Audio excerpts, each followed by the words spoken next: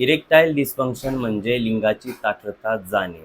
हा आजार झाला किंवा या आजारांची लक्षणे जाणवू लागली की लोक अक्षरशः पॅनिक होतात, घाबरून जातात, वाटेल तिथे ट्रीटमेंट घेतात, लपून-छपून ट्रीटमेंट घेतात. मी मागेही सांगितले आणि आत्ताही सांगतो की इरेक्टाईल डिस्फंक्शन हा केवळ लैंगिक आजार नसून तो इतर आजारांचं लक्षण देखील असू शकतो. त्यामुळे सुरुवातीला तुम्ही घाबरू नका. बीपी चेक करा, शुगर चेक करा, लिपिड कोलेस्ट्रॉल चेक करा, काही हार्मोनल टेस्ट करा.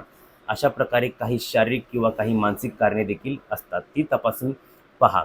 इरेक्टाईल डिस्फंक्शनचा सारखा जर विचार केला तर परफॉर्मन्स एन्झायटीमुळे तुमचा परफॉर्मन्स व्यवस्थित होत नाही आणि इरेक्टाईल डिस्फंक्शन हा आजार आणखी वाढू शकतो. मी तुम्हाला एक नम्र विनंती करतो की आपल्या यूट्यूब चॅनलवरती खाली मी एक लाँग व्हिडिओ दिलेला आहे, तो लाँग व्हिडिओ अवश्य पहा.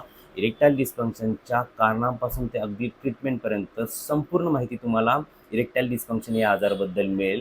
हा व्हिडिओ पाहिल्यानंतर तुम्हाला नक्की काय करायचे, काय नाही करायचे या सर्व गोष्टी तुम्हाला समजून येतील. आणि घाबरू नका, पॅनिक होऊ नका. योग्य त्या मार्गदर्शनाखाली योग्य ती ट्रीटमेंट घ्या आणि हा व्हिडिओ सर्वांना अवश्य शेअर करा. धन्यवाद.